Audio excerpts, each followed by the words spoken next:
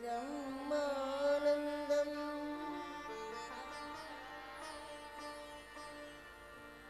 परमसुखदं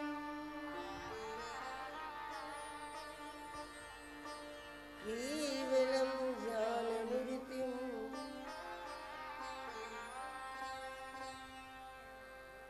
द्वन्द्वातीतं गगनसदृशं तत्त्वमस्यादिलक्ष्यम्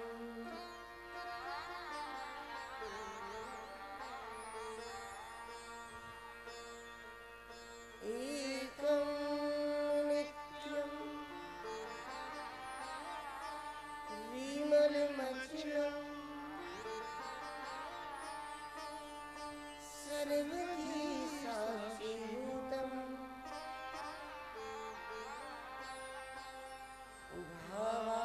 भावातीतं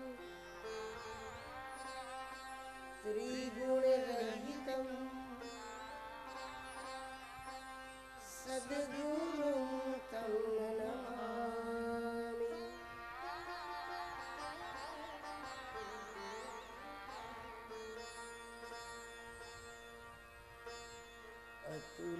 अतुलितबलधामं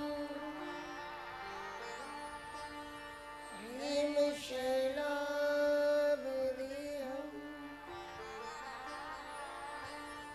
दनुजं कृशानुं ज्ञानिनामग्रगण्यम्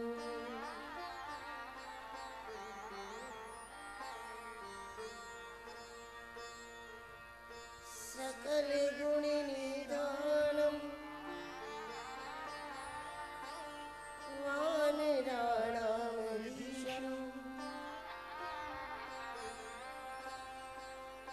रघुपति प्रियभक्तं वातजातं नमामि।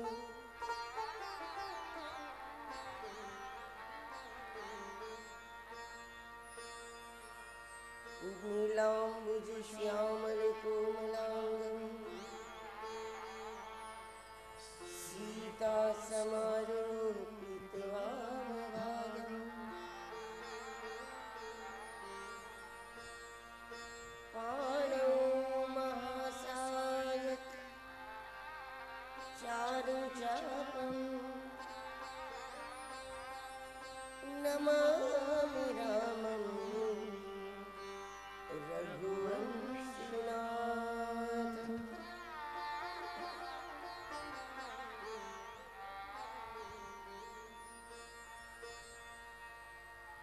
त्वमेव माता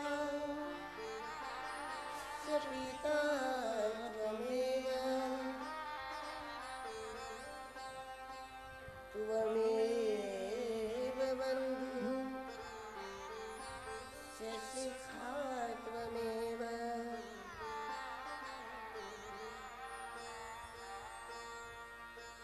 त्वमेव विद्या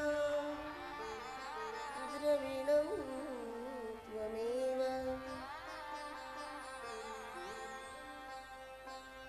त्वमेव सर्वं मम देवदेव।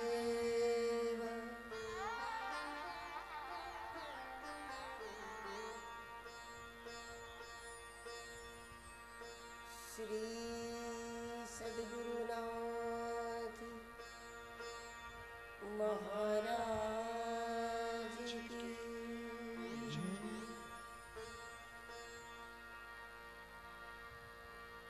श्री बिलेश्वर महादेव की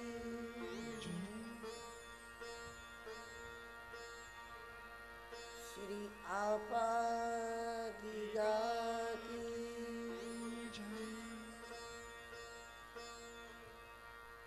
श्री रामकृष्ण भगवान की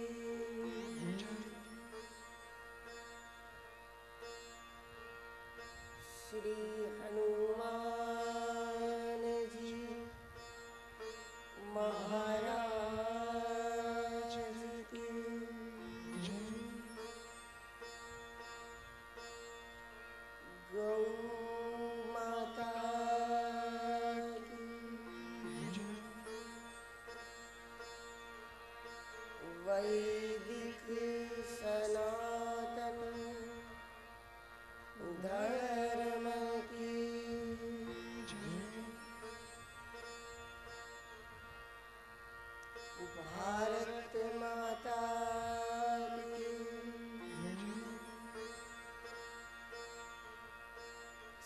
शुभ संकलन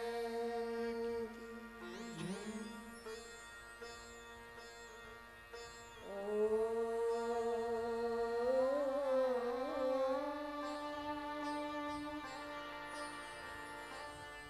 नमः पार्वती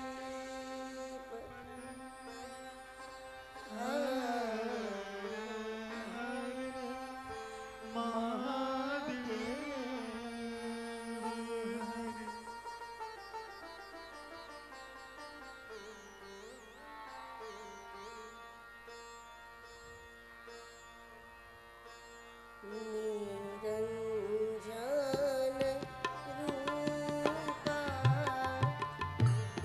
श्री गुरुदेवा निरंजन रूपा जय गुरुदेवा निराकारी रूपा जय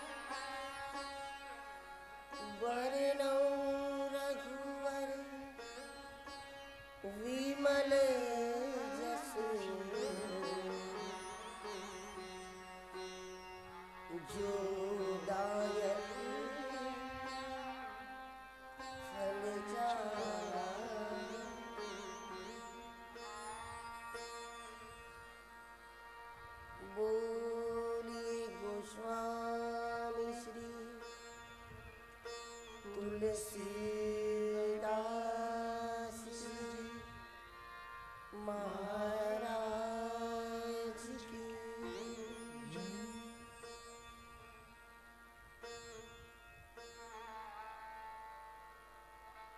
શ્રી સદગુરુ સ્વરૂપ પરમ તત્વ પરમાત્માની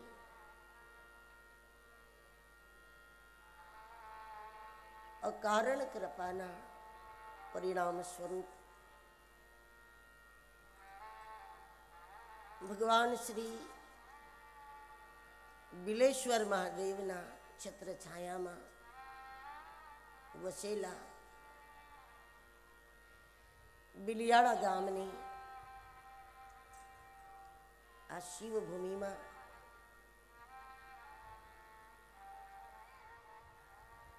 ટાંક પરિવારની અનેક વર્ષોની જે ભાવના હતી, શુભકામના હતી, શું કે વારંવાર અહીંયા સત્સંગ આ પરિવાર દ્વારા આયોજિત થતા રહે છે, પણ બિલિયાળાની ભૂમિમાં આ શરીર અહીંયા આવીને રામકથા કરે એવી ભાવના ઘણા વર્ષોથી બીજના રૂપમાં જે પડેલી હતી એ ભગવાન શિવજીની કૃપાથી, માતા મોમાઈની કૃપાથી, પૂર્વજોના આશીર્વાદના પરિણામે એક સત્કર્મની ભાવનાનું બીજ આજે અંકુરિત થયું છે રામકથાના રૂપમાં, રામકથાના આયોજનના રૂપમાં. એવા અવસરે બિલિયાળાની ભૂમિના તમામે તમામ દેવી દેવતાઓને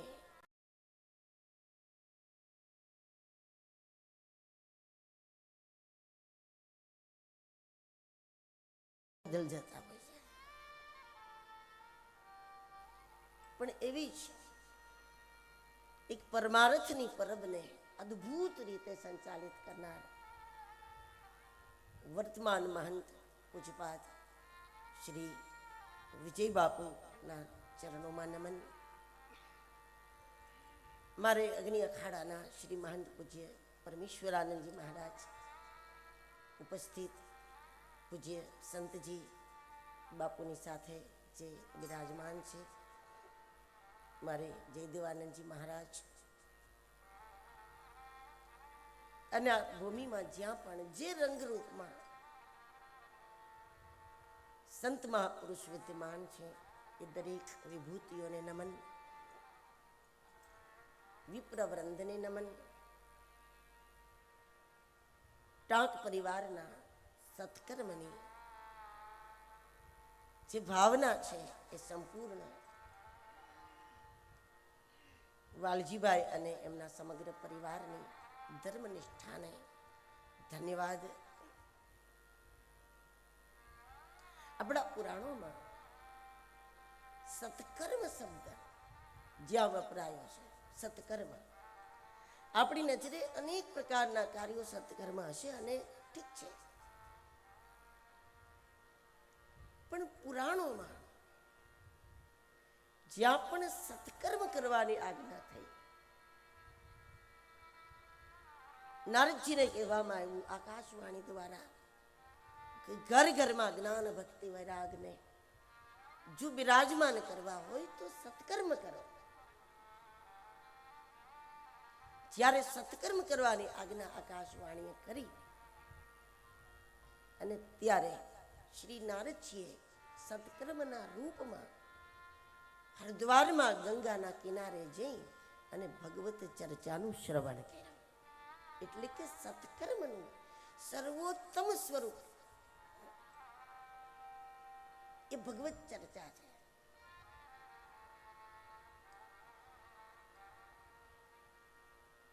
કારણ કે સત્સંગમાં જે માણસ બેઠા વગર સત્કર્મ કરે, સત્સંગમાં બેઠા વગર કોઈ પુણ્ય કરે, સત્સંગમાં બેઠા વગર કરેલા કોઈ પણ સત્કર્મને આપણે પચાવી શકશું કે નહીં એક પ્રશ્ન હોય છે. સત્કર્મ કરનારો લોકો ઘણી વખત પુણ્ય કરનાર માણસ જેટલા પ્રમાણનું પુણ્ય કરે કદાચ એના કરતા અનેક ગણી વાતો કરે ત્યારે પણ પુણ્ય પૂરું થઈ જાય. ક્યારેક પુણ્ય કરનારો માણસ પુણ્ય કર્મના અહંકારમાં આવી જાય તો પુણ્ય કર્મનો અહંકાર સીધી વાત છે કે અનેક પ્રકારના પાપો એ વ્યક્તિ દ્વારા કરાવે. તો જેટલું વજન પુણ્યનું નથી એટલું વજન પાપનું બની જાય. તો સત્કર્મનું સર્વોત્તમ સ્વરૂપ છે ભગવાનની કથા, ભગવત ચર્ચા. અને ભગવત કથાના રૂપમાં જ્યારે કોઈ સત્કર્મ કરે ત્યાર પછી એ માણસ જે કંઈ કરે એ બધાય કર્મો સત્કર્મ બની જાય. અલગથી સત્કર્મ ન કરવું પડે. સત્સંગ કરનારો માણસ એ જે કંઈ કરે એ સત્કર્મ. સત્સંગ કરનારો માણસ કદાચ 24 કલાકે 2 રોટી જમે એ પણ સત્કર્મ છે. શરીરને જરૂર પડે માણસ જલ પીવે એ પણ સત્કર્મ છે. સત્સંગ કરનારો માણસ વ્યવસાય કરે તો એનો વ્યવસાય પણ સત્કર્મ છે. સર્વોપરી સત્કર્મ છે એ ભગવાનની ચર્ચા છે, એ ભગવત કથા છે. ભગવાન મળી જાય એ મોટું સદભાગ્ય નથી. ભગવાન મળે, રામ મળી જાય એ મોટું સત્કાર્ય, એ મોટું સદભાગ્ય નથી. પણ રામની કથા મળે એ એના કરતા અનેક ગણું મોટું સદભાગ્ય છે. રામ મળવા કરતા રામની કથા હોય એ અનેક ગણું મોટું સદભાગ્ય છે. કારણ કે રામ સતત ને સતત મળેલ જ છે આપણને.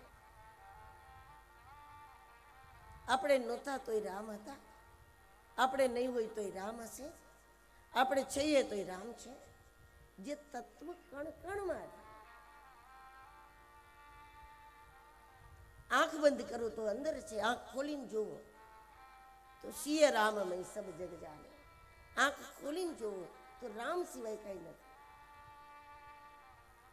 આંખ બંધ કરો તો ભીતર રામ સિવાય કઈ નથી. એટલે રામ મળેલો જ છે, ભગવાન મળેલો જ છે. એટલે ભગવાન મળવા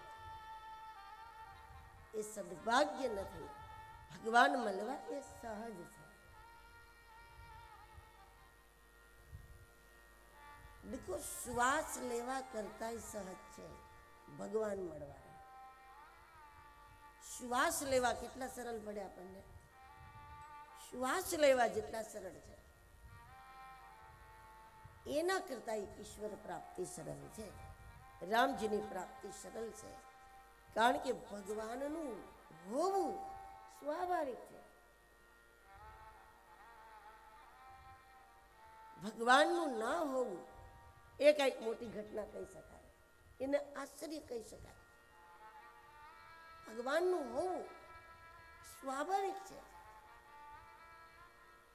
ખાલી ઘડામાં આકાશ ભરવું ન પડે. ખાલી ઘડો હોય એમાં ઘટાકાશ જ હોય. ઘડો ખાલી કરો એટલે આકાશ ભરવું પડે કે કોઈ ડબ્બાથી લઈને આકાશ ભરીએ નહીં. ખાલી ઘડામાં આકાશ સિવાય કાંઈ હોય જ નહીં. એમ આ બ્રહ્માંડમાં બ્રહ્મ સિવાય કાંઈ હોય જ નહીં. એટલે તો એને આપણે બ્રહ્માંડ કહીએ.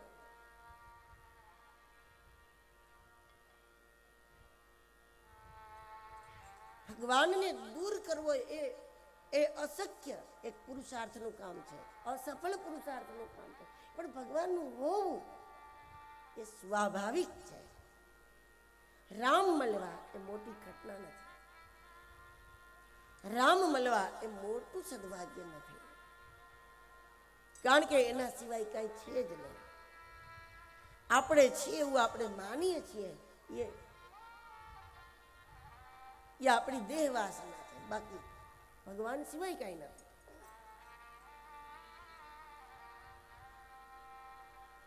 પણ જે ભીતર ભરેલો છે, જે બહાર ભરેલો છે, એના સિવાય કાંઈ નથી, એવા ઈશ્વરને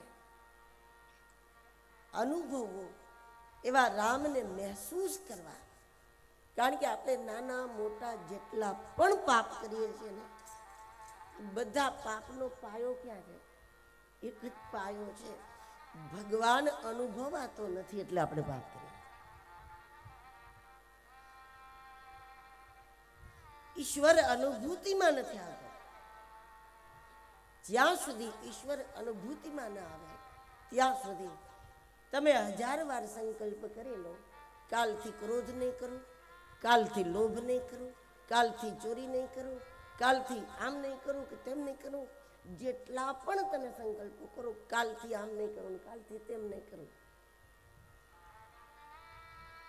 એટલે મન એ જ કરવા માટે ઉતાવળું થાય. કાલથી ક્રોધ કરવો જ નથી એવું નક્કી કરો એટલે મન સતત ક્રોધનું ભજન કરે. ક્યારે મોકો મળે, ક્યારે મોકો મળે, ક્યારે બાનું મળે, અને કરી જ લે. અને પછી એમ કે આમ તો મારો સંકલ્પ છે એટલે હું ના જ કરું, પણ આ ઘટના એવી બની એટલે મારે કરવું પડ્યું. ટૂંકમાં જ્યાં સુધી ભગવાન અનુભવમાં નહીં આવે ત્યાં સુધી પાપ ન કરવાના સંકલ્પો કોઈ દિવસ સફળ ન થાય. અને પરમાત્મા અનુભૂતિમાં જેને આવી જાય એ વગર સંકલ્પે કરે જ નહીં. વગર સંકલ્પે અપરાધ એનાથી થાય જ નહીં. ઈશ્વર જેને અનુભૂતિમાં આવે, ભગવાન છે એ વાતની અનુભૂતિ થાય. બહારની બધી ઘટનાઓ અનુભવ છે અને ભીતરની ઘટના એ અનુભૂતિ છે. આપણે તો બધી વસ્તુને ભેળસેળ કરી દેતા હોય, અનુભવને અને અનુભૂતિને. અસલમાં ભીતરની ઘટના એ અનુભૂતિ છે. જન્મથી લઈને ત્યાર સુધી આપણે જે કંઈ જોયું, જે કામ કર્યા, જે લોકોને મળ્યા, જે કંઈ, એ બધું અનુભવ છે. બહારની દુનિયાની ઘટનાઓ અનુભવ છે અને અંદરની દુનિયાની ઘટનાઓ એ અનુભૂતિ છે. જ્યાં સુધી ઈશ્વર અનુભૂતિમાં ન આવે, તમે લાખ પ્રયાસો કરે પાપ છોડી બદલી શકો, છોડી ના શકો. પાપ કરવાની પદ્ધતિઓ બદલી શકો કે હવે આ પ્રકારથી નથી કરવું, આ પ્રકારથી કરવું, પદ્ધતિઓ બદલી શકો. અને વર્ષ 2-5 વર્ષ સુધી જે ગુનેગારોને બંધ કરવામાં આવે, પૂરી દેવામાં આવે, 5 વર્ષ સુધી અંદર રહ્યા પછી પણ બહાર નીકળે એટલે પાપ બંધ ન કરે, પાપ કરવાની પદ્ધતિ બદલે. 5 વર્ષ સુધી અંદર રહ્યા પછી પણ માણસ પાપ બંધ ન કરે, આઈડિયા બદલે, આઈડિયા લગાવે કે હવે પાપ કરવું એ 5 વર્ષ પહેલા કર્યું છું એવી રીતે નથી કરવું. કારણ કે એવી રીતે કરવામાં આપણે હેરાન થઈ ગયા હતા, એમાં આપણે પુરાઈ ગયા હતા જેલમાં. બહાર નીકળ્યા પછી પાપ બંધ ન કરે, પાપ કરવાની રીત બદલે. હવે કેવી રીતે કરવું એમ, તો એની પદ્ધતિઓ બદલે, પ્રવૃત્તિ ના બદલે. માણસ જેને અપરાધ જ કરવો છે એ અપરાધની પદ્ધતિઓ બદલે. સૈદ્ધાંતિક વાતો કરે કે હું સિદ્ધાંતવાદી છું એટલે આમ કરું છું તેમ. ટૂંકમાં પદ્ધતિઓ બદલે, પાપ બંધ ન કરે. ભગવાન અનુભૂતિમાં આવે એ બહુ મોટી ઘટના છે. ભગવાન અનુભૂતિમાં આવે એને જ વ્યક્તિગત જીવનમાં રામ જન્મ કહેવાય. રામકથામાં રામ જન્મ, ભાગવતમાં કૃષ્ણ જન્મ, એ કથાના ક્રમમાં ગમે ત્યાં થઈ જાય, પણ હકીકતમાં વક્તા અને શ્રોતાના જીવનમાં ભગવાનનું પ્રાગટ્ય એને કહેવાય. જ્યારે જે શ્રોતા રામકથા સાંભળતા સાંભળતા રામની અનુભૂતિ કરતો થઈ જાય, એ દિવસ એનો ભગવાનના પ્રાગટ્યનો દિવસ થઈ જાય. એના માટે રામ જન્મ થાય.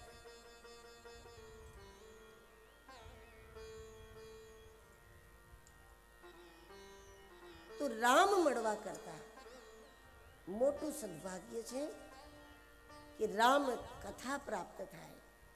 કારણ કે રામ કથા જ એક જગ્યા છે, આજ નહીં તો કાલ અથવા વર્ષો પછી કે ગમે ત્યારે ભગવાનની અનુભૂતિ થશે ને, તો એ ભગવત કથામાં જ થશે, બીજે ક્યાંય નહીં થાય. અમુક કામકાજ કરતા હોય લોકો કે ને અમારી બીજી કોઈ શાખા નથી, અમારી બીજી કોઈ શાખા નથી, અમારી આ જ શાખા છે અને અહીંયાથી જ આ વસ્તુ મળશે. એવી રીતે ઈશ્વરની અનુભૂતિ જ્યાં સુધી ન થાય, પહેલી વાત એ ગયા જન્મોથી જે અપરાધો કરવાની ટેવ છે, એના એ અપરાધો આ જન્મે કરી, કાંઈ હાથમાં ન આવવાનું હોય, આપણને ખબર છે કાંઈ હાથમાં નથી આવવાનું, તોય કરીએ. ગત જન્મથી લઈને જે આદત હશે એ મુજબ જ આ જન્મે પણ ગયા જન્મના સંસ્કરણો ઉપર આવે વારંવાર.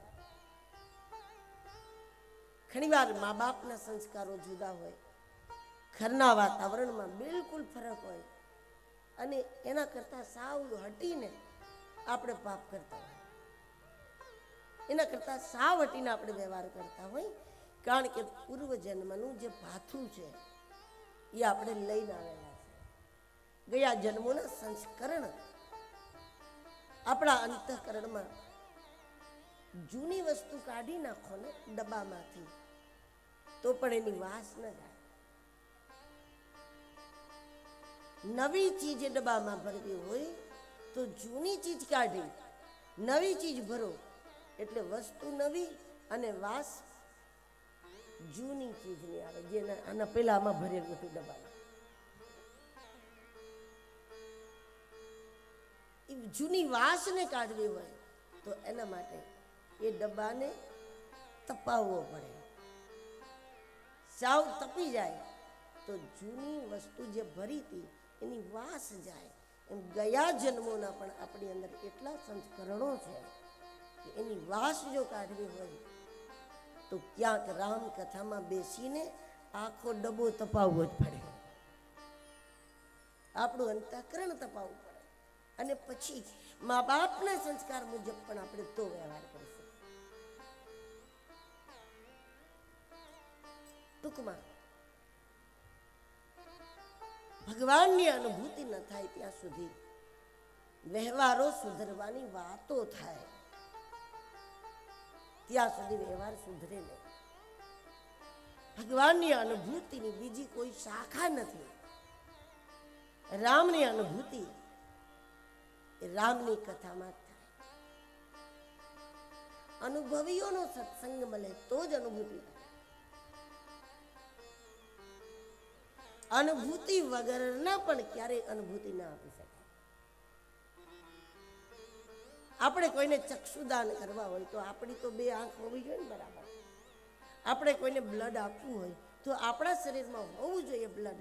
એમ સમાજને રામની કથામાં તો જ અનુભૂતિ થાય કે કોઈ અનુભવ સિદ્ધ દ્વારા એને રામકથા મળે. તો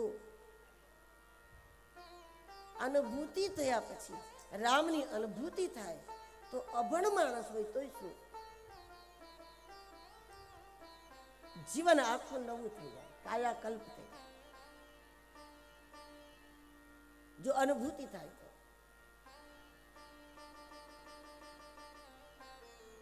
ગોસ્વામી તુલસીદાસજીની જાહેરાત છે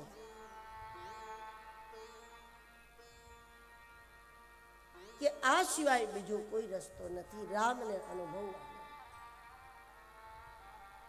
સ્વામીજીએ કહ્યું કે એમ નહીં કે અત્યારના ટાઈમે એટલે કે એમના ટાઈમે અત્યારના ટાઈમે આ સિવાય કોઈ રસ્તો નથી. તુલસીદાસજીએ લખીને સહી કરી દીધી જ્યાં સુધી પૃથ્વી રહેશે ત્યાં સુધી ઈશ્વરની અનુભૂતિનો ઉપાય ભગવાનની કથા સિવાય બીજો એ કંઈ નહીં. પૃથ્વી રહે ત્યાં સુધી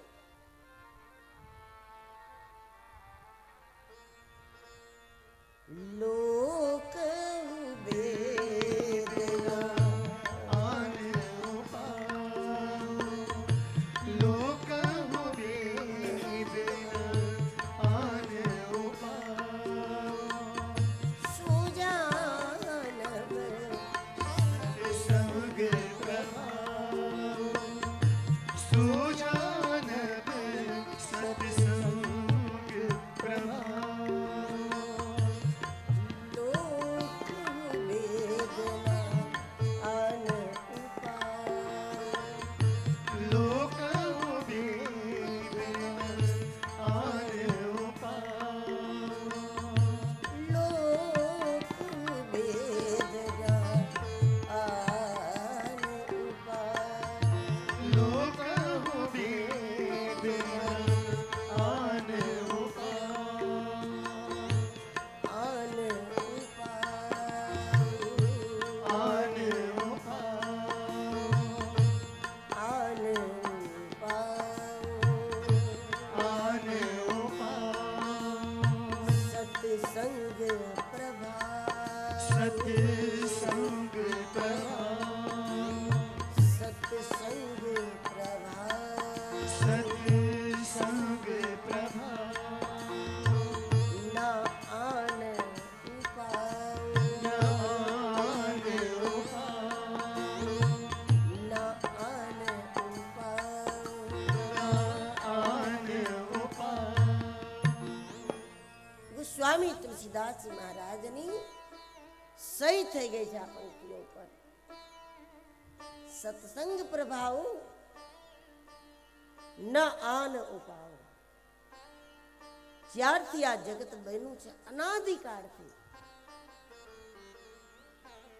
અને જ્યાં સુધી આ જગત રહેશે ત્યાં સુધી ઈશ્વરની અનુભૂતિનો આધાર માત્ર અને માત્ર સત્સંગ, અનુભવીઓનો સત્સંગ, આંખવાળાનો સત્સંગ, ભજનાનંદીનો સત્સંગ,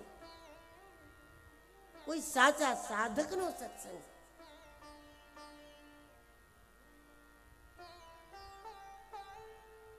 સત્સંગ પ્રભાવ લો કહું બેદ ના આન ઉપાવ.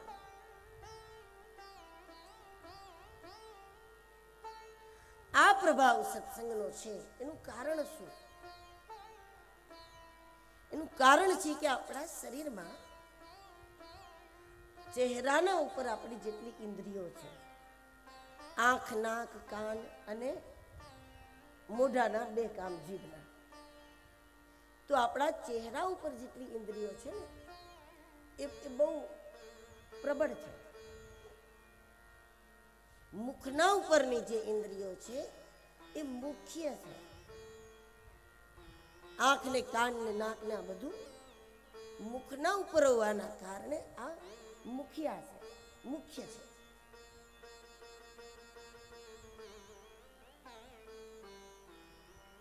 માણસની વૈચારિક ક્રાંતિ, વૈચારિક ઉન્નતિ ત્યારે જ થાય કે જે ઉપાય એવો હોય કે એક સાથે મુખના ઉપરની બધી ઇન્દ્રિયો ઉપર એટેક કરે, એક સાથે, વારાફરતી નહીં. દર્શન કરો ત્યારે આંખ આપણી સાવધાન છે મંદિરમાં, પણ આપણા કાન ને મોઢું ને એનું કઈ નક્કી નહીં.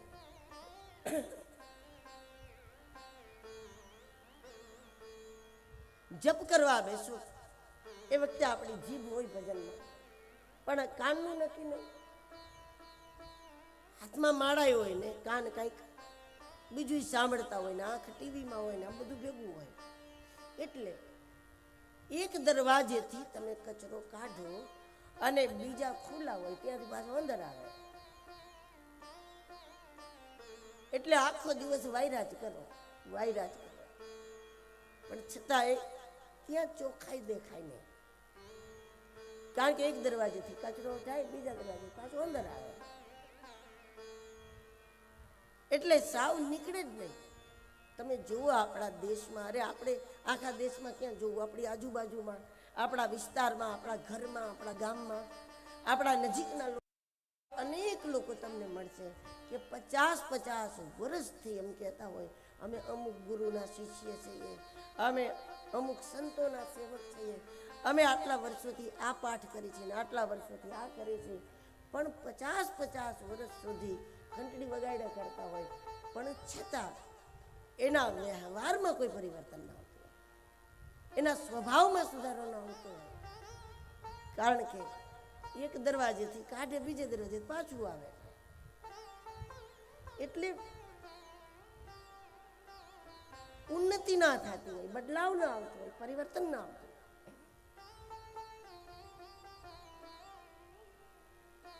તુલસીદાસજી દાવા સાથે એમ કહે છે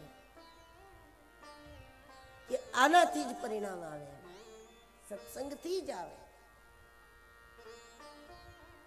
એનું કારણ, અને સત્સંગ પણ સત્સંગ માટે સત્સંગ હોય તો, બીજું કાંઈ ભેગું કરવા માટે સત્સંગ લઈને બેઠા હોય તોય ના થાય.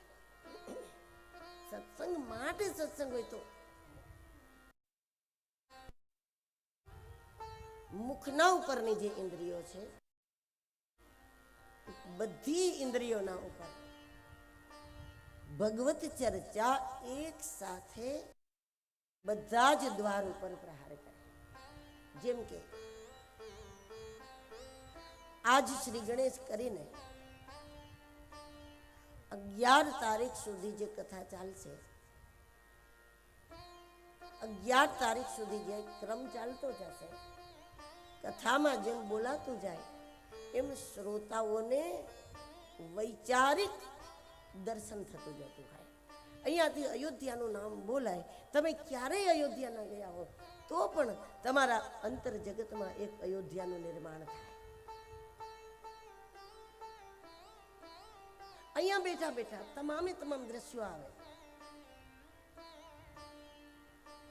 જનકપુરીનું વર્ણન થાય એટલે શ્રોતાનું અંતર મન એક જનકપુરીનું સુંદર ચિત્ર બનાવી લે. સીતાજીનું નામ બોલાય, તમારી આંખની સામે એક સુંદર મજાની એક દિવ્ય બાલિકા આંખને દેખાય. અંતરદ્રષ્ટિ સતત ચિત્ર ઉભા કર્યા કરે. અયોધ્યાનું નામ બોલાય એટલે અયોધ્યા બની જાય, વનનું નામ બોલાય એટલે વન બની જાય, કેવટનું નામ બોલાય એટલે તમારી સામે કોઈ કેવટ જેવું એક ચિત્ર ઊભું થઈ જાય. વૈચારિક દર્શન છે, આંખથી દર્શન થાય, કાનથી શ્રવણ થાય. રામકથામાં બેઠા હોય ને વારંવાર કાન ઉપર રામ રામ રામ રામ ભગવાનનું નામ અને રામ કથા શબ્દ આવતો હોય એટલે જાણે અજાણે ભજન થાય. અને દુનિયાની એકમાત્ર જગ્યા ભગવાનની કથા છે, જે જગ્યામાં ઈશ્વરના હોવાની વક્તા અને શ્રોતાને ખુશ્બુ પ્રાપ્ત થાય. અસ્તિત્વની ખુશ્બુ, અસ્તિત્વની સુગંધ દુનિયામાં એક જ જગ્યાએ તમને મંદિરમાં ઈશ્વરના હોવાની એટલી સુગંધ ના આવે જેટલી સુગંધ વગર મંદિરે, વગર મૂર્તિએ રામ કથામાં તમને રામના અસ્તિત્વની સુગંધ આવે. એટલે એક સાથે નાક, કાન, આંખ અને મુખ, આ ચારેય ઇન્દ્રિયો ઉપર જ્યારે એક સાથે આક્રમણ થાય ત્યારે વ્યક્તિની વૈચારિક ઉન્નતિ થાય. વૈચારિક વિકાસ થયા વગર, વૈચારિક ઉન્નતિ થયા વગરના લોકોની આર્થિક ઉન્નતિ થાય ને તો એ દુનિયા માટે લાભ નથી. વૈચારિક ઉન્નતિ ના થઈ હોય અને શરીરની શક્તિ વધી જાય તો શું કરો? વધારે ધમકાવો બીજાને, વધારે ડરાવો બીજાને. અતિ મહત્વની વાત એ છે, વૈચારિક ઉન્નતિ થયા વગર જો આપણી ઉન્નતિ થાય તો એને ભગવાનની કૃપા ન કહેવાય, એને શ્રાપ કહેવાય. સમાજ માટે બોજ બની જાય માણસ. જ્યાં જાય ત્યાં બોજ જ બને. જ્યાં જાય ત્યાં એનાથી કોઈને લાભ ન થાય. કોઈ હોય કે આપણે પોતે હોય, વૈચારિક ઉન્નતિ થયા વગર, વૈચારિક વિકાસ થયા વગર આપણો જે વિકાસ છે એ વિકાસ દુનિયા માટે કંટાળો છે. વૈચારિક વિકાસ ન થાય ને બહુ ભણી લો તો બહુ ભણી ગણીને શું કરો? વધારે કાગળિયા ના તે ખોટી હેરાનગતિ ઊભી કરો. કારણ વગરના કેસ ને ન કરવાનું કેટલું કરો, કારણ કે એટલે કરો બસ તમે. વૈચારિક ઉન્નતિ વગરની બધી ઉન્નતિ એ શ્રાપ છે. આપણા માટે, આપણા કુટુંબ માટે, આપણા મા બાપ માટે, આપણા સમાજ માટે, આપણા દેશ માટે, આપણે જ્યાં છીએ ત્યાં બોજો જ હોય, બીજું કઈ હોય જ નહીં. જો આપણી વૈચારિક ઉન્નતિ વગર કોઈ ઉન્નતિ થઈ જાય તો, અરે બુદ્ધિ વગરનો માણસ પહેલવાન થઈ જાય તો કરે શું? બુદ્ધિ વગરનો માણસ પહેલવાન થાય એટલે આખા ગામને ધમકાવે ને બીજું કરે. સામે આવે ને પાડી દેવાના કામ કરે. કોઈ પડેલાનું ઊભું કરવાનું તે કામ કરે જ નહીં, ઉભેલાને પાડવાના જ કામ કરે. કારણ કે બુદ્ધિ વગરનો માણસ પહેલવાન થઈ જાય એટલે ખતરો જ હોય. એમ કોઈ પણ પ્રકારની ઉન્નતિ, પહેલવાની નહીં, ખાલી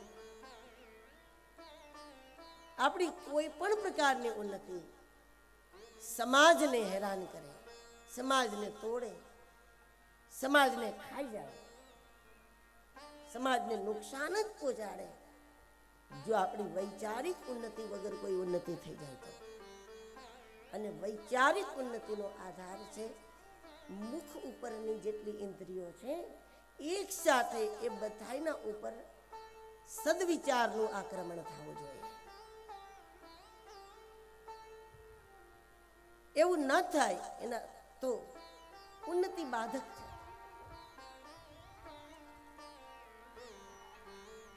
તેથી રામકથા એ ધરા બની ત્યારથી લઈને આ ધરા રહેશે ત્યાં સુધી, રામ નહોતા ને ત્યારે રામકથાઓ થતી, રામ જન્મ નહોતો થયો ત્યારે રામકથાઓ થતી હતી. કારણ કે ઘટઘટમાં ફેલાયેલા રામને અનુભૂતિમાં લેવા માટે કોઈ તત્વચિંતક દ્વારા રામકથા થવી જોઈએ. રામ તત્વની વ્યાખ્યાઓ થવી જોઈએ. એ રામ જન્મ નહોતો થયો, ત્રેતાયુગ નહોતો આવ્યો ત્યારે પણ રામકથા થતી. એટલે હનુમાનજી મહારાજ પણ ત્રેતાયુગથી નથી, ચારો યુગ પરતા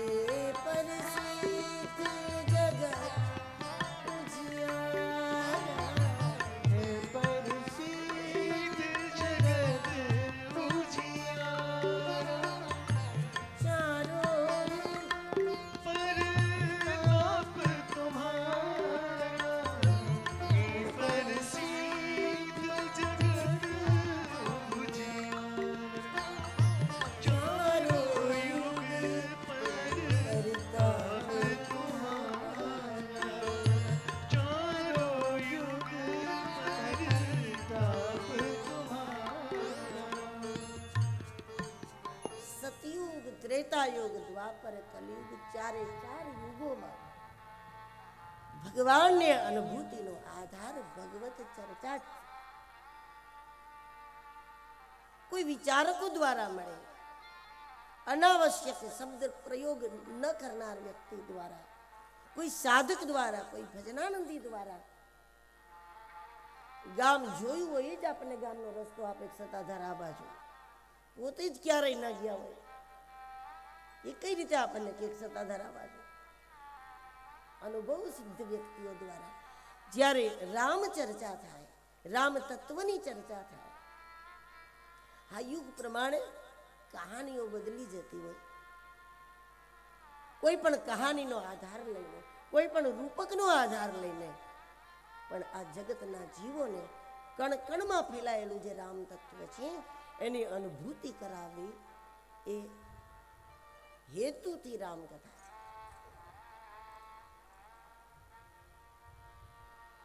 વૈચારિક ઉન્નતિનો આધાર છે રામકથા.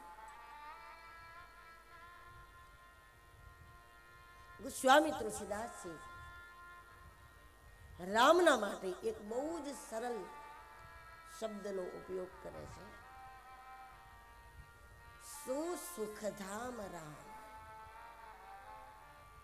રામ સુખ છે.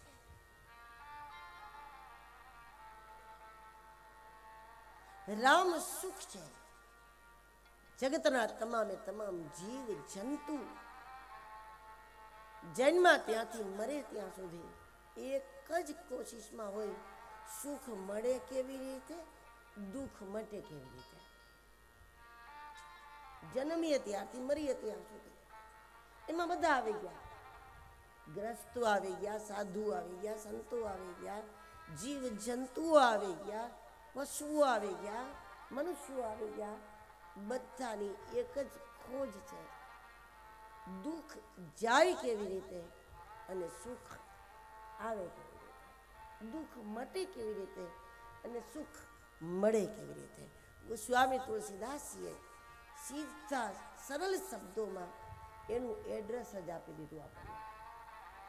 આપણને કોઈ એડ્રેસ આપી દે પાકું કે ભાઈ આ ભાઈ આ જગ્યાએ રહે છે, પછી કાંઈ ઘટે નહીં, આપણને એડ્રેસ મળી જાય. તો એ સુખ તત્વનું ગોસ્વામી તુલસીદાસજીએ સરનામું આપી દીધું, સુસુખધામ રામ અસનામ. રામ સુખ છે.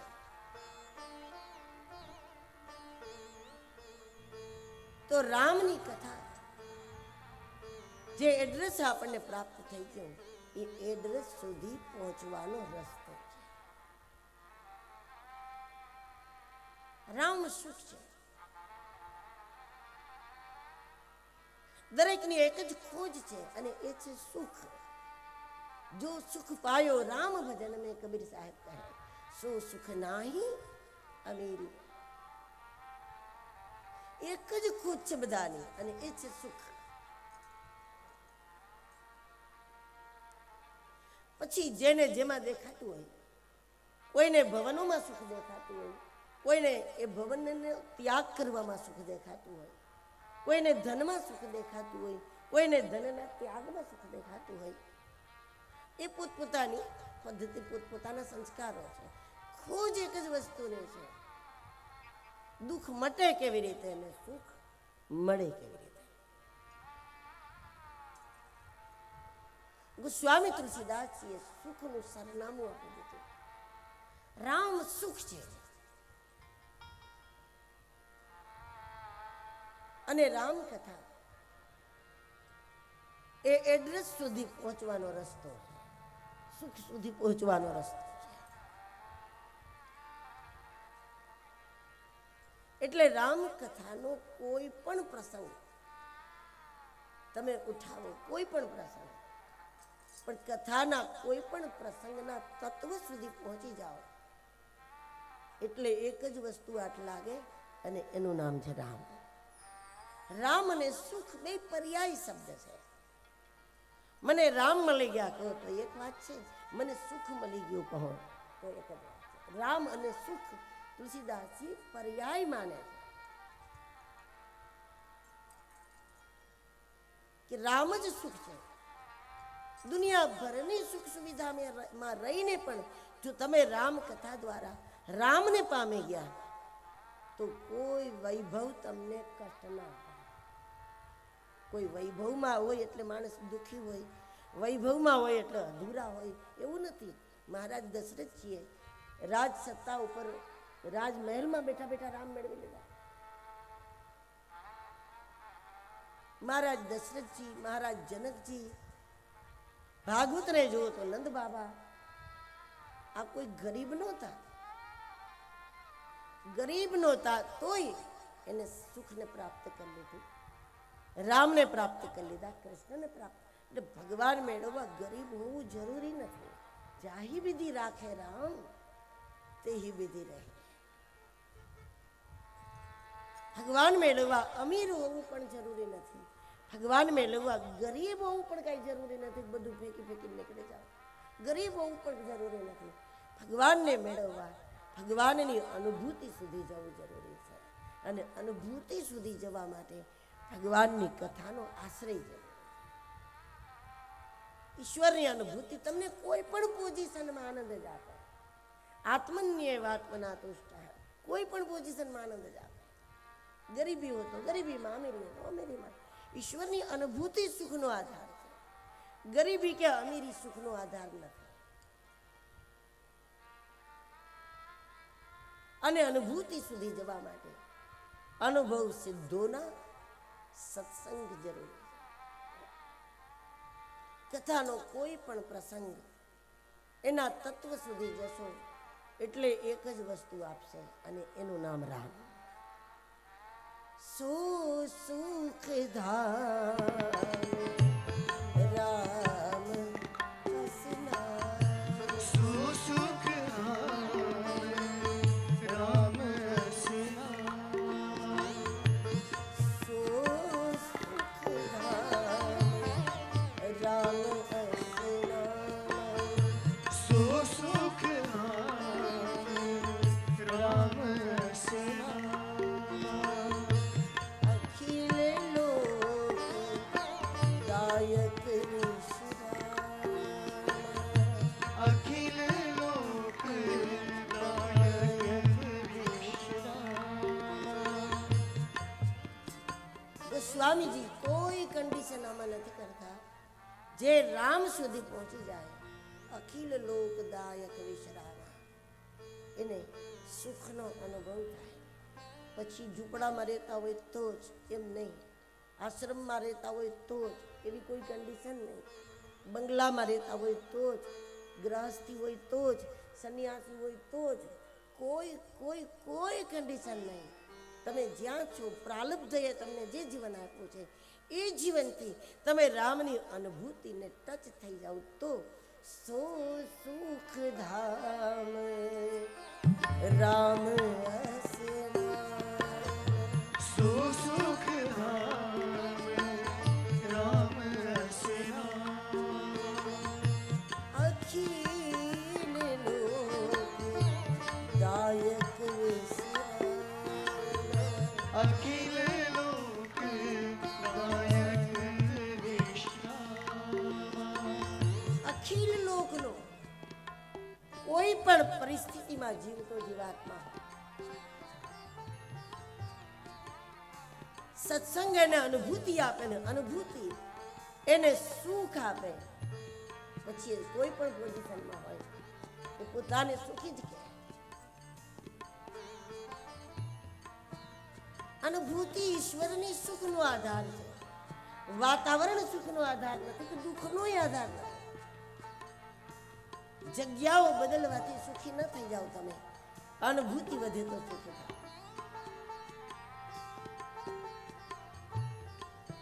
કોઈ રાજાને મળવા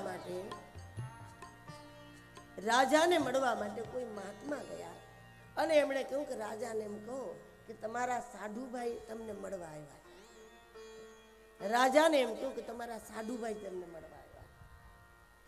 રાજાએ સાંભળીને કીધું, સાધુભાઈ તો પત્નીના બેનના પતિ હોય તો થાય. રાજાએ કહ્યું કે રાણીની કોઈ બેન જ નથી. સાધુભાઈ કોઈ કેવી રીતે હોય? કોઈએ કીધું કે છે મહાત્મા, બહુ મસ્ત છે. કોઈ અલગારી સાધુ છે અને એમ કહે છે કે હું રાજાને સાધુ થાવ. રાજાને થયું કે આનું રહસ્ય સમજવું જોઈએ, આ કેવી રીતે કહે છે. અને મહાત્મા છે જે પોતે વિવાહિત નથી, કેવી રીતે સાધુભાઈ થાય? રાજાએ મળીને પૂછ્યું મહાત્માને કે રાણીને તો કોઈ બેન જ નથી, તમે સાધુભાઈ થાવ કેવી રીતે? તો મહાત્માએ કહ્યું કે પરમ કૃપાળુ પરમાત્માને બે દીકરી છે. એક દીકરી અમીરી, બીજીનું નામ ફકીરી. એ અમીરી નામની દીકરી સાથે તમે લગ્ન કર્યા અને મહાત્મા કહે ફકીરી નામની દીકરી સાથે મેં લગ્ન કર્યા, એટલે તમે સાથે.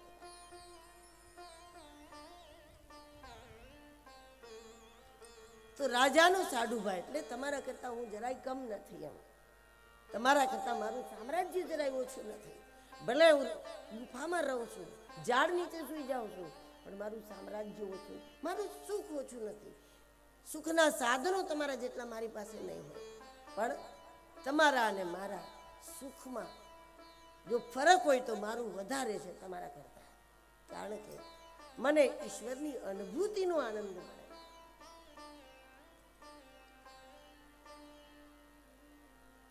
જે તે પરિસ્થિતિમાં તમે લહેર કરતા હો, જો ઈશ્વરની અનુભૂતિ હોય.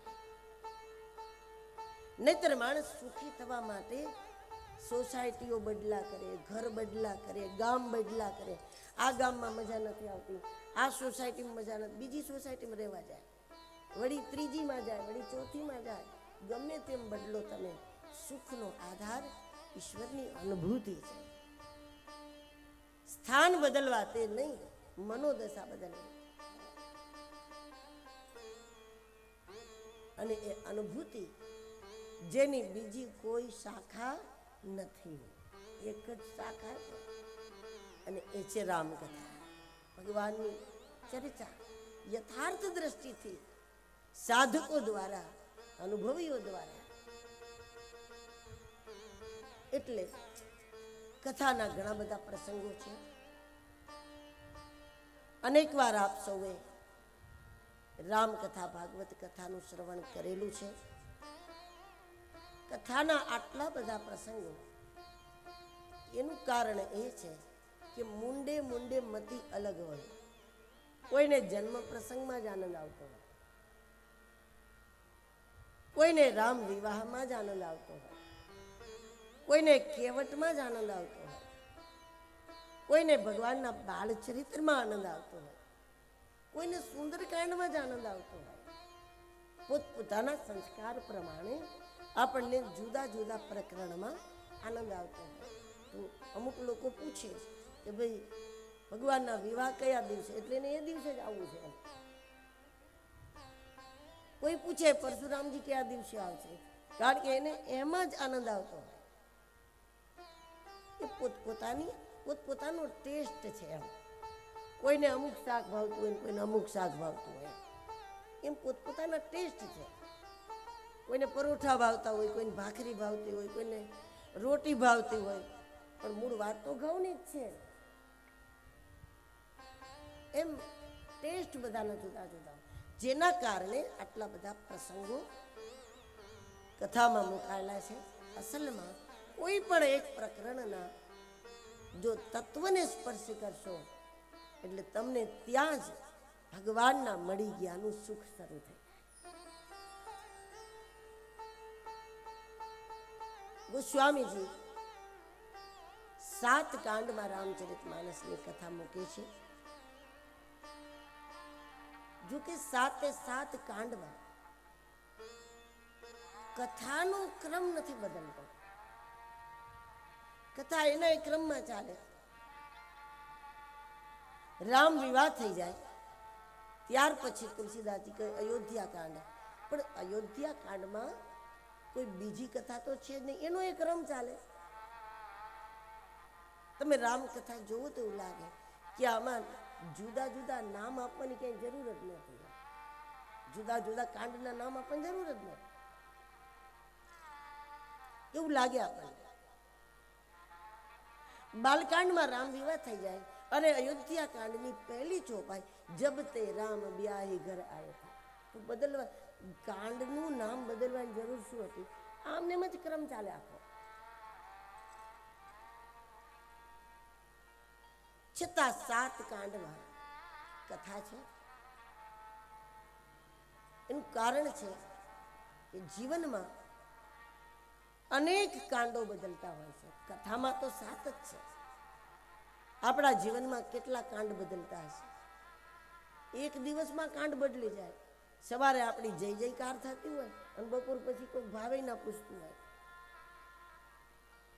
આજે આપણે વગર માંગ્યા બધું મળી જતું હોય, 2 દિવસ પછી આપણે 10 અવાજ દઈ તો કોઈ આપણને પાણી ન પીવડાવતું હોય. કાંડ બદલતા હોય. જે ઘર તમારી આજ રાહ જોઈને બેસતું હોય એના એ ઘરમાં અમુક સમય પછી એવી ઉપેક્ષા થાય, આખું ઘર એમ કહેતું હોય તમે બહાર જાઓ, તમે બહાર જાઓ, તમે બહાર જાઓ. બહાર જાઓ એટલે બહારના લોકો એમ કે તમે ઘરે જાઓ, તમારે ઘરે બેસો. ઘરના લોકો એમ કે હવે આટલી ઉંમર થઈ, ઘરમાં ઘરમાં ન રહેવાય, થોડુંક આમ જવાય તેમ જવાય. બહાર જાઓ તો બહારના લોકો એમ કે હવે આવી ઉંમર થઈ, ઘરે બેઠું રહેવાય.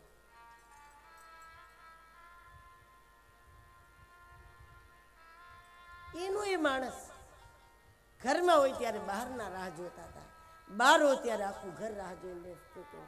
હવે ઘરના લોકો કે બહાર જાઓ એટલે અમને નિરાશ, બહારના લોકો કે તમે તમારા ઘરમાં રહ્યો એટલે અમને નિરાશ.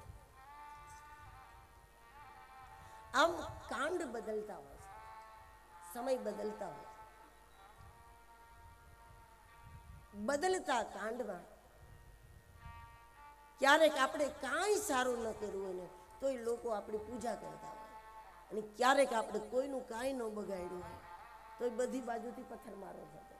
તો સમજવું, કાંડ બદલે, બદલતા કાંડ આપણને અંદરથી ડગાવી ના દે એના માટે રામકથા છે.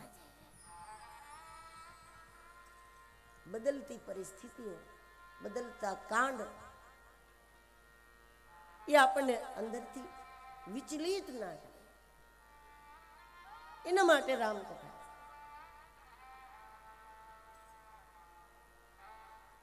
એટલે ગોસ્વામીજીએ અલગ અલગ નામ આપ્યા.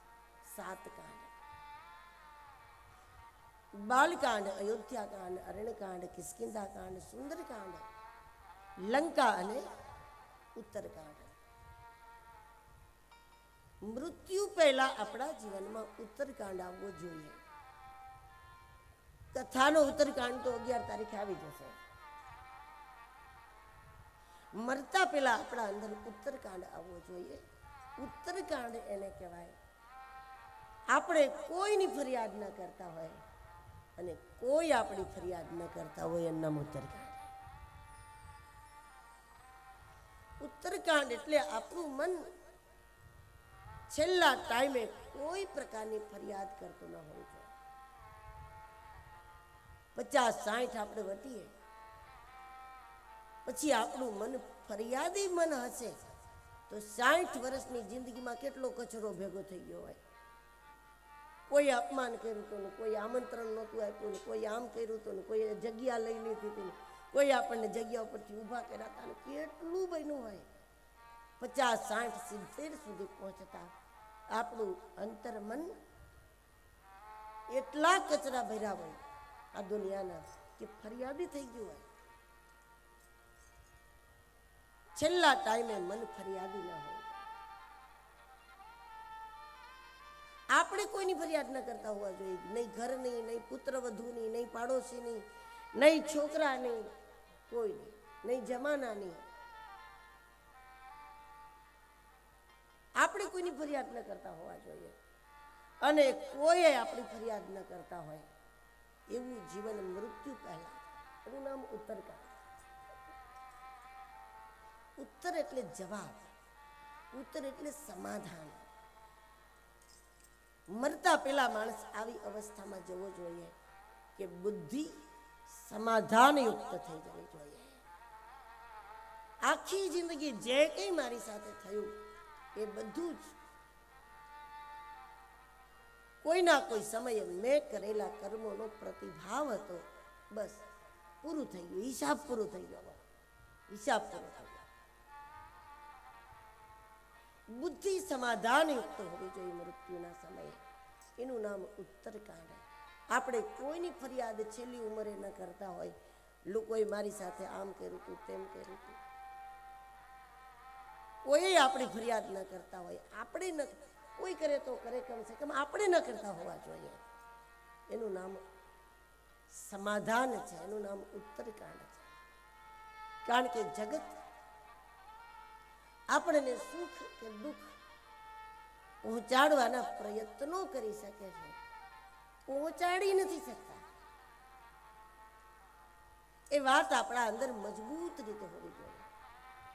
કોઈ આપણને દુઃખ કે સુખ પહોંચાડવાના પ્રયત્ન કરી શકે છે, પહોંચાડી નથી શકતા. કોઈ મહેનત કરે આપણને દુઃખી કરવાની, અને આપણે થઈ ગયા ક્યાંક ને ક્યાંક પૂર્વનું કર્મ કારણભૂત છે. બહુ જ સુંદર સંકેત તુલસીદાસજીએ આપ્યો છે. પૂર્વ જન્મના પુણ્યો અને પૂર્વ જન્મના પાપ એ આપણી આજુબાજુમાં કોઈને કોઈ વ્યક્તિઓના રૂપમાં ગોઠવાઈ જાય. સંતાનોના રૂપમાં, મા બાપના રૂપમાં, પાડોશીના રૂપમાં, સગાવાલાના રૂપમાં, મિત્રોના રૂપમાં, શત્રુના રૂપમાં, કોઈના કોઈ રૂપમાં જો કોઈ આપણને દુઃખ પહોંચાડે છે, તો એ કોઈના કોઈ જન્મનું આપણું કર્મ એ રૂપમાં ગોઠવાયેલું હોય. હિસાબ ચૂકવાઈ જાય ને એમાં જ આનંદ છે, કાંઈ બાકી ના રહે એમાં મજા છે. સદગ્રંથોના આધારે અને ગુરુવાણીના આધારે એ વાતને આપણે આપણી અંદર અંતઃકરણમાં નોટ કરી લેવી જોઈએ. માણસ માણસને સુખ અથવા દુઃખ પહોંચાડવાના પ્રયત્નો જ કરી શકે છે. ગોસ્વામીજીએ લખ્યું, કાહુ ન કો સુખ દુઃખ કરદાતા, કાહુ ન કો સુખ દુઃખ કરદાતા, નિજ કૃત કર્મ ભોગ સબ ભ્રાતા, નિજ કૃત કર્મ ભોગ સબ ભ્રાતા, સુખ દુઃખ કરદાતા. કાહુ ન કો સુખ દુઃખ કરદાતા. ક્યારેક તમે તમારા સંતાનને ભરપૂર સુખ આપવા માંગો છો, ભરપૂર, પણ એના જ વ્યવહારો એ પ્રકારના હોય કે તમે એને સુખી ન કરી શકો. એટલે આપણે પ્રયત્નો જ કરી શકીએ એના સુધી સુખ પહોંચાડવું.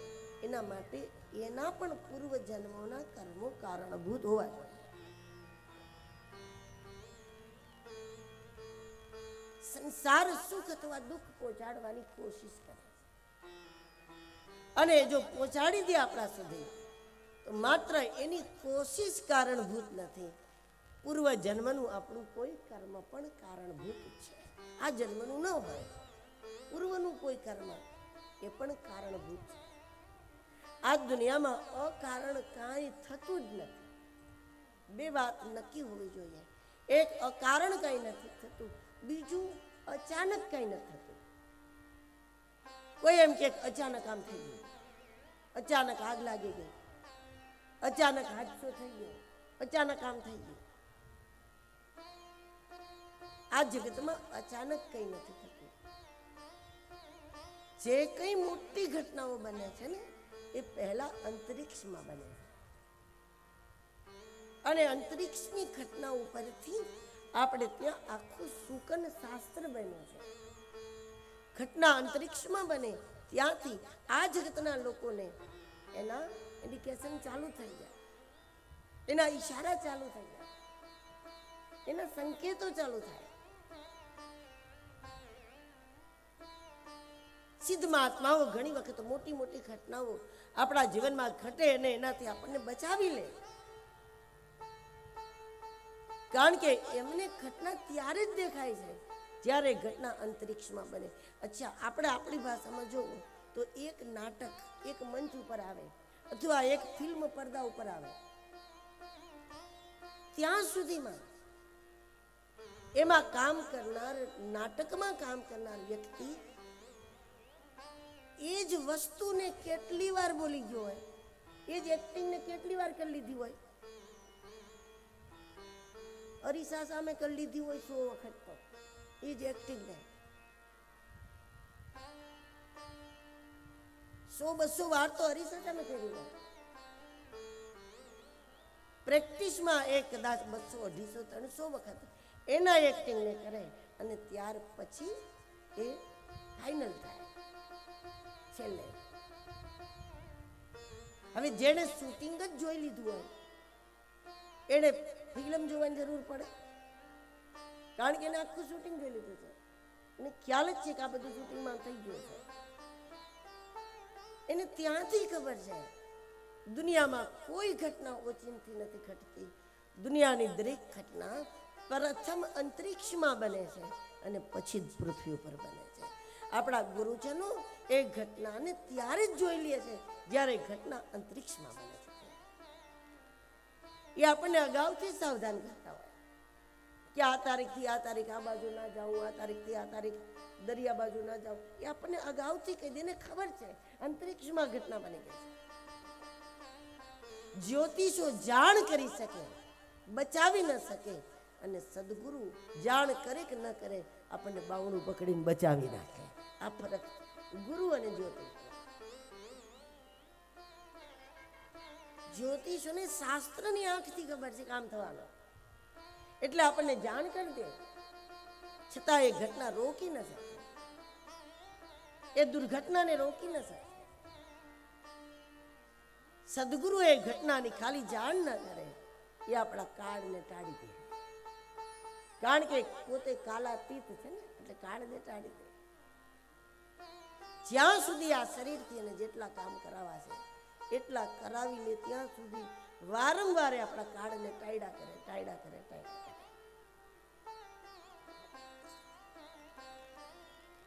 તો કોઈ ઘટના ઓચિંતી નથી અને કોઈ ઘટના અકારણ નથી. આપણને લાગે કોઈ હાથ ધોઈને આપણી પાછળ પડી જાય, પણ અકારણ નથી. હા, આ જન્મનું કારણ નથી, કોઈ સમયનું છે, પૂર્વ જન્મનું છે, આપણને યાદ નથી, કોઈ સમયનું છે. પણ મૃત્યુ પહેલા આપણી અંદર ઉત્તરકાંડ આવી જવો જોઈએ. મૃત્યુ પહેલા આપણી અંદર સમાધાન બુદ્ધિ આવી જવી જોઈએ. તો આપણે પરમ ગતિને પામી શકીએ. શરૂઆત છે બાલકાંડથી. આજે ખાલી બાલકાંડના શ્લોકોનું આપણે ઉચ્ચારણ કરી લેશું, સંક્ષિપ્તમાં દર્શન કરી લેશું. કારણ કે લગભગ 8 વાગ્યાથી આપ સૌ બધા પોથી યાત્રામાં આ ગરમીમાં છો, એટલે આવતીકાલથી બરાબર આપણે સમય સાથે ચાલીશું. આજે માત્ર બાલકાંડના શ્લોકોનું આપણે દર્શન કરી લઈએ. પ્રથમ કાંડ છે બાલકાંડ. કોઈ પણ દેવી દેવતાને તમે માનો, સાધનાની શરૂઆત નિર્દોષતાથી થાય. દેવીની સાધના કરો, સૂર્યની કરો, શિવ ઉપાસના કરો, પણ કોઈ પણ દેવી દેવતાની સાધના તમે કરો છો, એનું પહેલું પગલું બાલકાંડ છે. પહેલું પગલું નિર્દોષ. મોટા મોટા મહાપુરુષોને તમે બહુ નજીકથી જોવો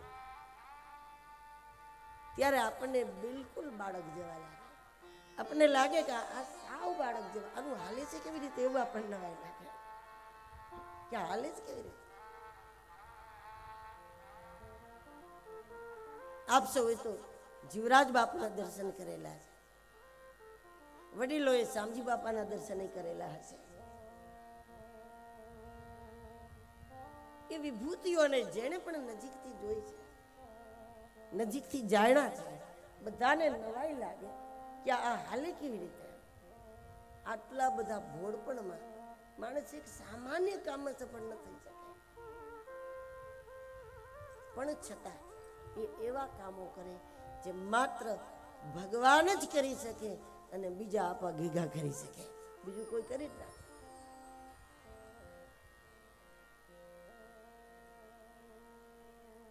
સાધનાની પહેલી જરૂરત નિર્દોષ. ભજન ઓછું કરો તો કઈ નુકસાન ન થાય, કાંઈ નુકસાન ન થાય. ભક્તિ ઓછી કરો તો કઈ નુકસાન ન થાય. અચ્છા, બહુ ભક્તિ કરી તો ભગવાનને વાલા લાગે, અને ભક્તિ ઓછી કરી તો ઓછા વાલા લાગે. આવું ન હોય ભગવાનને. આવું તો આપણને હોય, માણસોને હોય. જે આપણા બહુ વખાણ કરે આપણને ગમે, ન કરે તો ન ગમે. એ તો માણસ હોય. ભગવાન એવો હોય કે બહુ ભજન કરો તો ભગવાનને વાલા લાગો, અને ના કરો તો નો વાલા લાગો. ભક્તિ ઓછી કરો તો ચાલે, સાધના ઓછી કરો તો ચાલે, પણ શાસ્ત્રો એમ કહે છે કે ચતુરાઈ જરાય ના કરો, બસ એટલે વાલા જ છો એમને.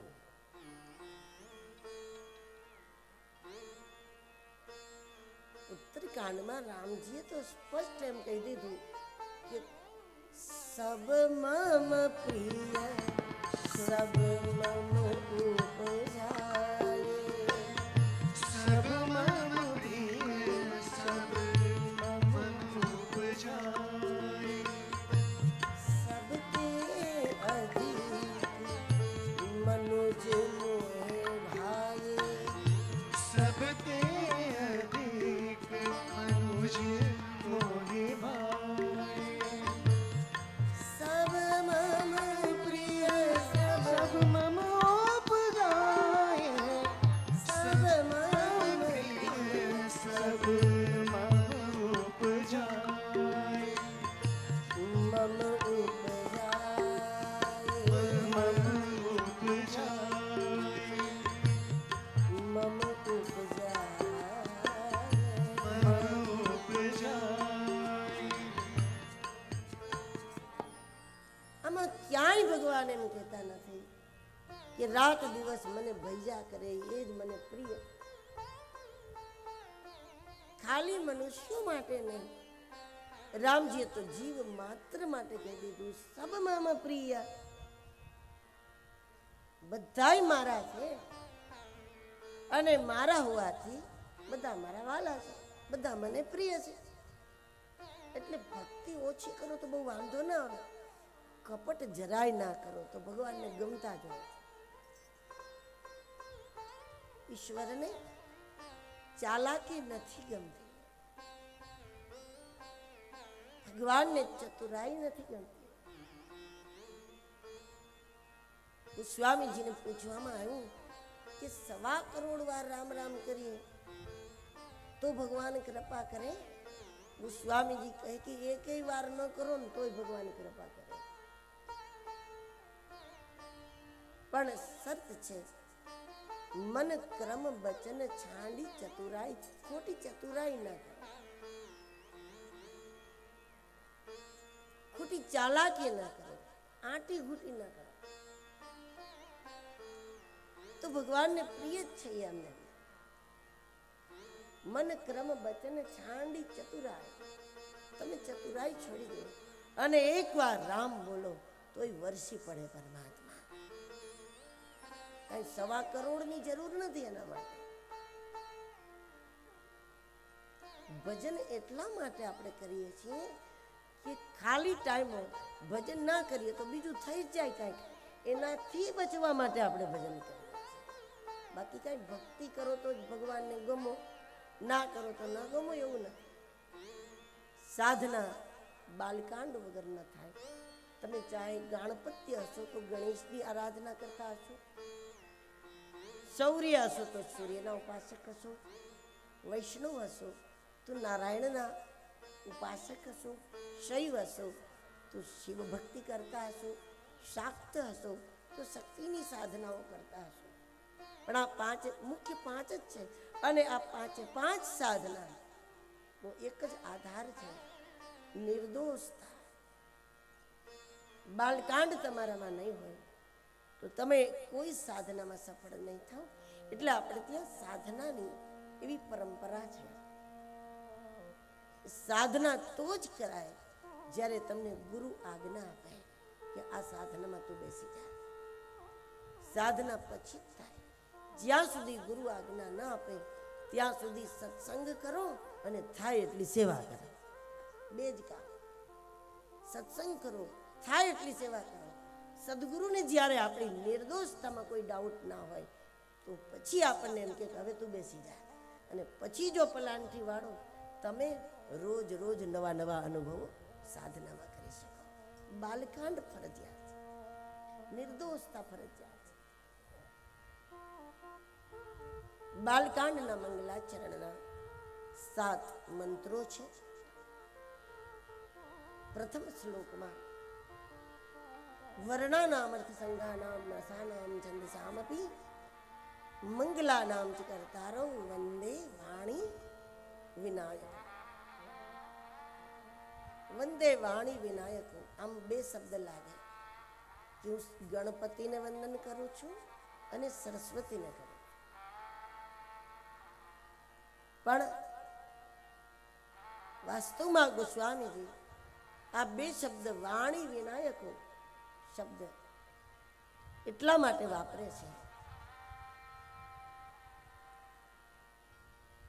કે ગોસ્વામીજી વાણીના વિવેકને નમન કરે છે, અથવા વિવેકયુક્ત વાણીને વંદન કરે.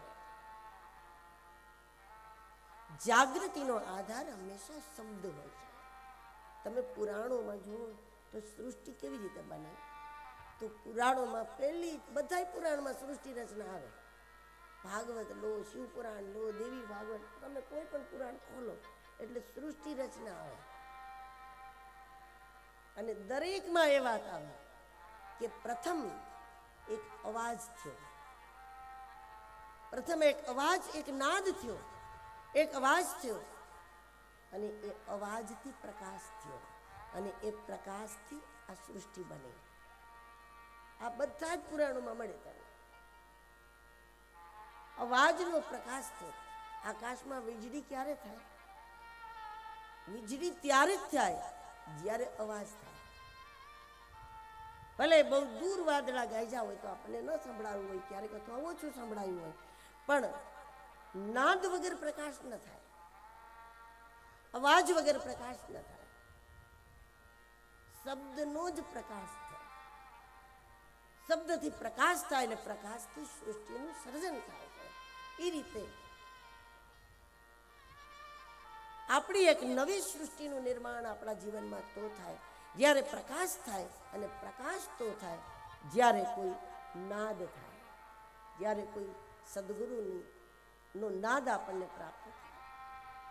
ગુરુ મુખે આપણને ક્યાંક પ્રભુની ચર્ચા મળી જાય એનાથી તો ઉત્તમ કાંઈ નહીં. પણ કદાચ સિદ્ધો આ બધું ના કરે, સિદ્ધ મહાત્માઓ ન બેસે કથાઓ લઈને, તો ગુરુમુખે કદાચ આપણને ના મળે તો ક્યાંય ગુરુમુખીના મુખે મળી જાય એવા પ્રયત્નો આપણે કરવા. શબ્દનો જ પ્રકાશ છે. પ્રથમ શબ્દાનંદ જ મળે, શબ્દાનંદ પછી અનુભવ આનંદ મળે, અને અનુભવાનંદ પછી પરમાનંદ મળે. આ અધ્યાત્મનો ક્રમ છે. કબીર સાહેબને કોઈ એમ કહે કે આવી ઊંચાઈ ઉપર તમને કોણે પહોંચાડ્યા, તો કબીર સાહેબ કે શબ્દે પહોંચાડ્યા, વચને પહોંચાડ્યા. મેં ભયો વૈરાગી વચન કા. આવો વૈરાગ કોને આપ્યો? કબીર સાહેબ કે વચનોએ વૈરાગ આપ્યો, શબ્દોએ વૈરાગ આપ્યો, અનુભવ સિદ્ધ શબ્દોએ વૈરાગ આપ્યો. તો શબ્દથી જ પ્રકાશ છે, અને પ્રકાશથી જ નિર્માણ છે. પણ કેવા શબ્દો? સ્વામીજી કહે છે વંદે વાણી વિનાયક, વિવેકયુક્ત વાણી. વિવેકયુક્ત વાણીને જ સરસ્વતી કહેવામાં આવી. ગમે તે વ્યક્તિ ગમે તે બોલે એને કઈ સરસ્વતી થોડું કહેવામાં આવે. માણસ બોલતા શીખી જાય એટલે બોલે, બોલકા હોય તોય બોલે. એ સરસ્વતી નથી.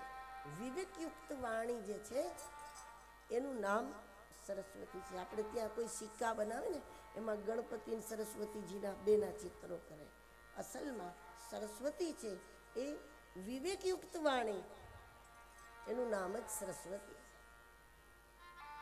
વીણા વાદિની આવો, વીણા વાદિની આવો,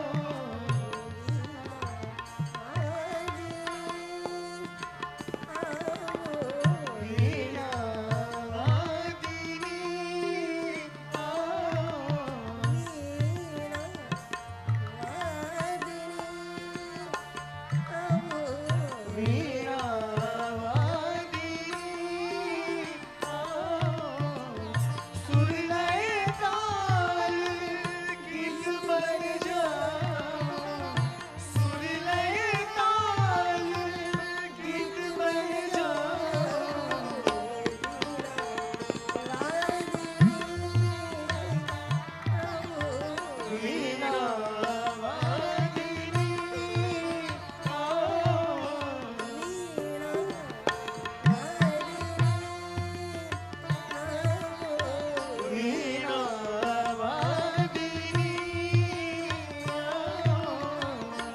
જાગે ધરતી અંબર જાગે જાગે ધરતી અંબર જાગે અંબર જાગે જાગે ધરતી અંબર જાગે मानवता हो सबसे आगे मानवता हो सबसे आगे मानवता सबसे आगे मानवता हो सबसे आगे विश्वास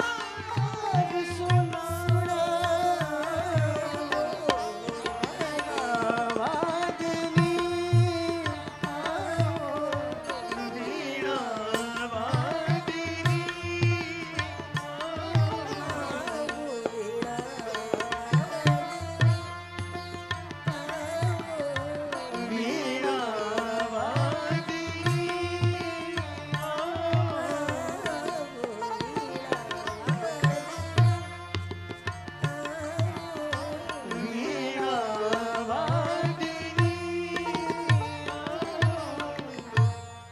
વાણીમાં પણ જો વિવેક ના હોય એની પાસે કયા વિવેકની આશા રાખી શકાય?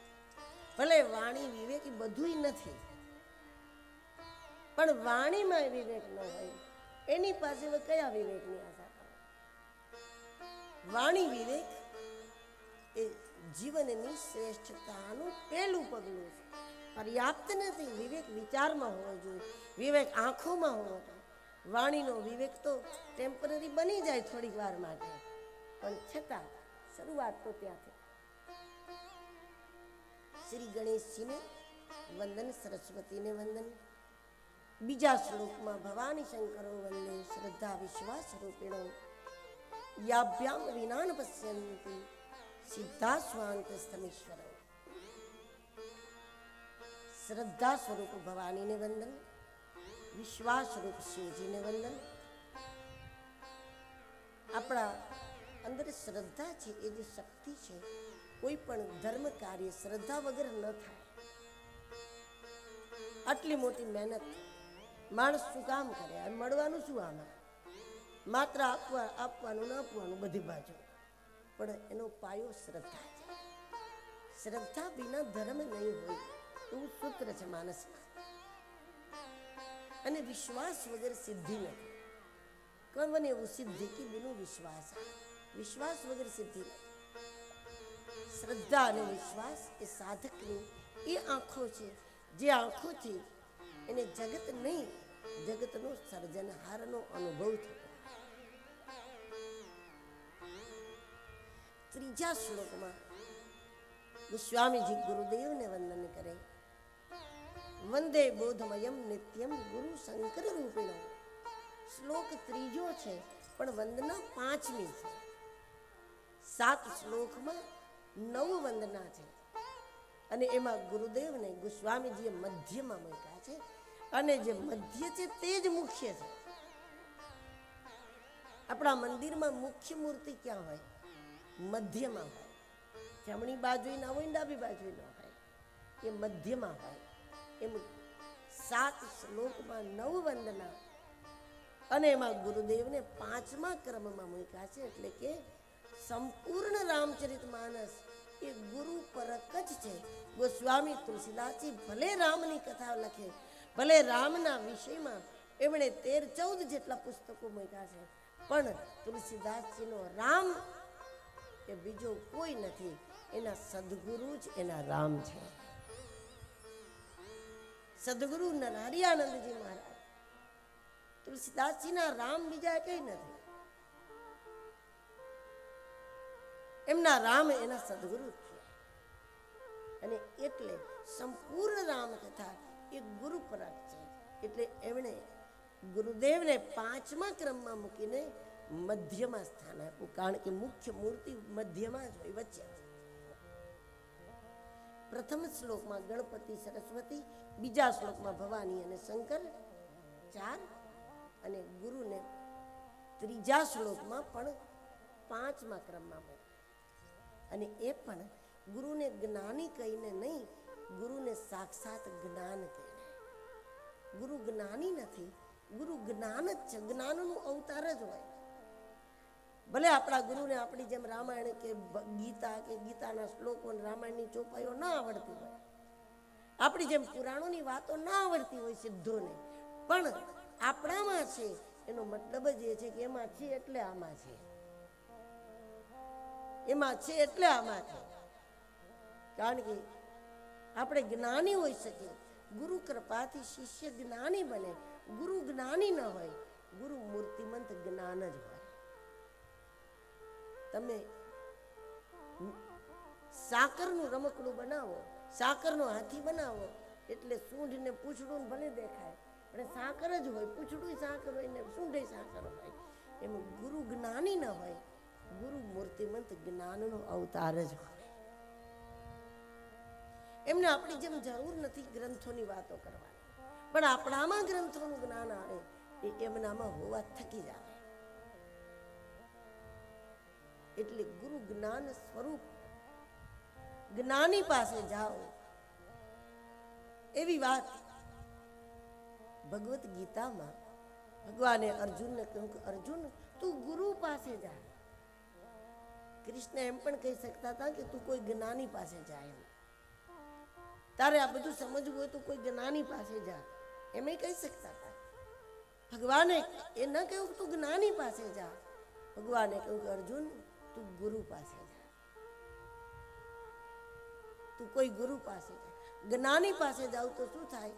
જ્ઞાની આપણને અજ્ઞાની સાબિત કરી દે. જ્ઞાન આપે નહીં,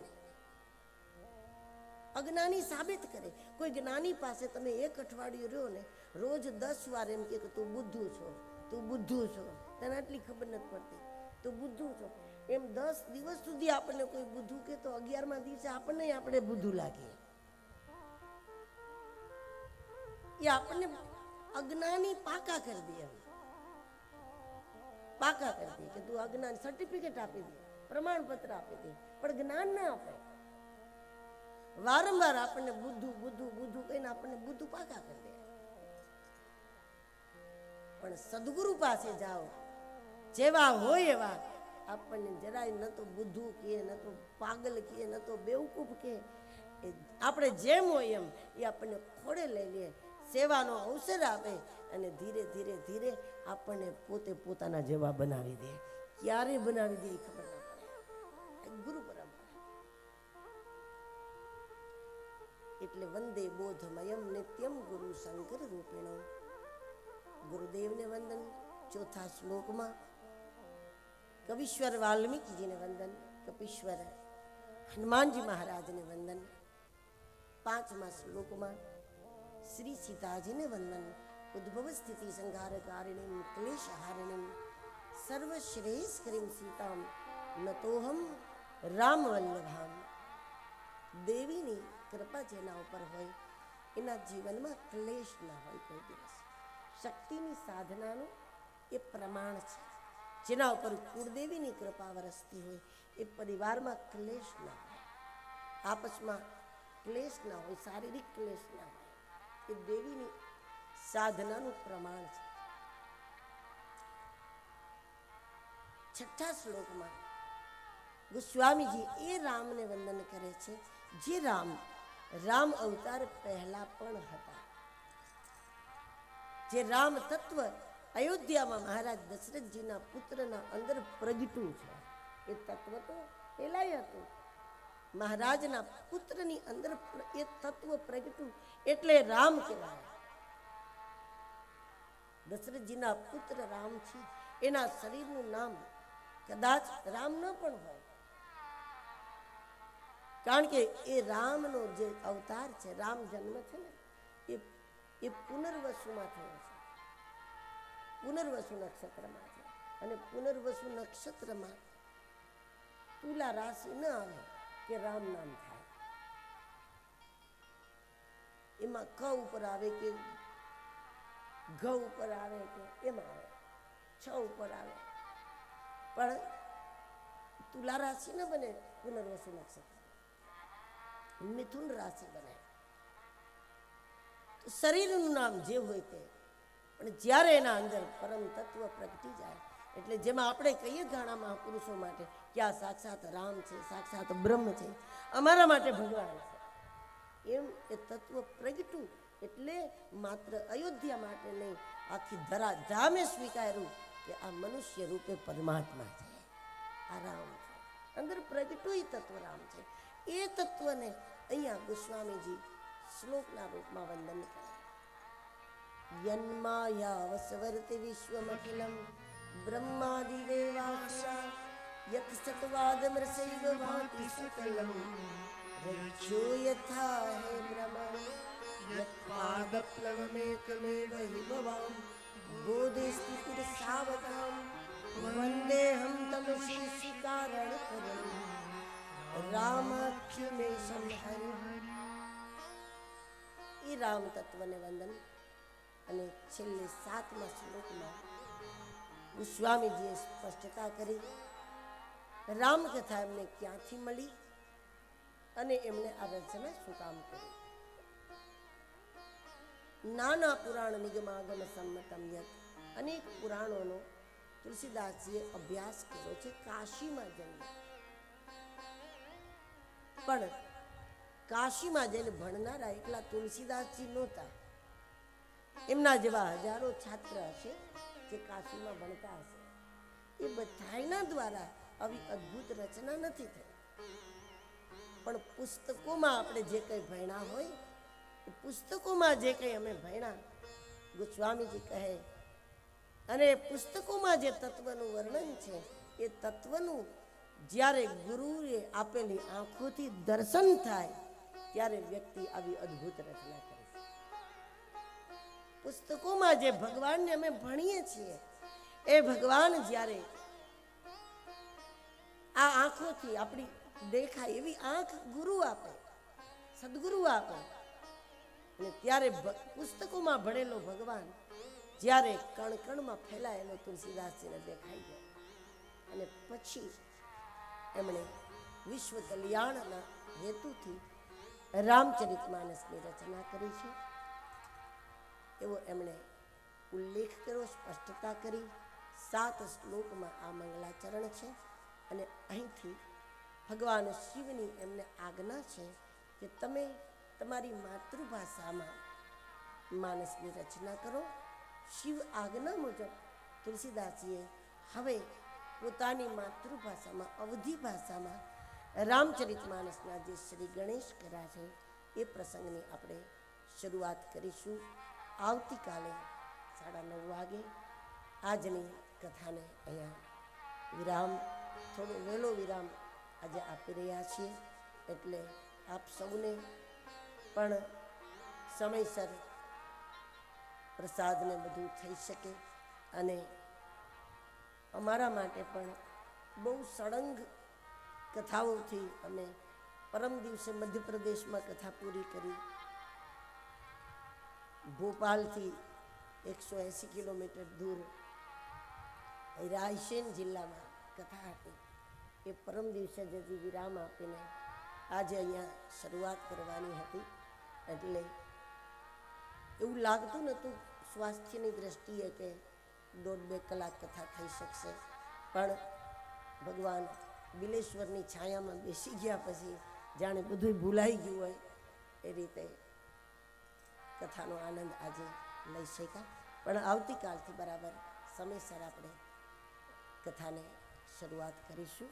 આજના સત્રને અહીંયા વિરામ આપતા ઉપસ્થિત પૂજ્ય વિજય બાપુ અને સૌ સંતોના ચરણોમાં વંદન સાથે ગુરુદેવ તુમારી गिरनारी तुम्हारी जय जय हो गुरुदेव तुम्हारी जय जय हो गिरनारी तुम्हारी जय શ્રી સદગુરુનાથ મહારાજ की जय गिरनारी महाराज की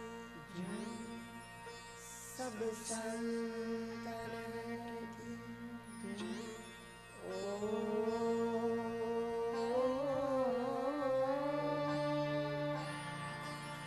नमः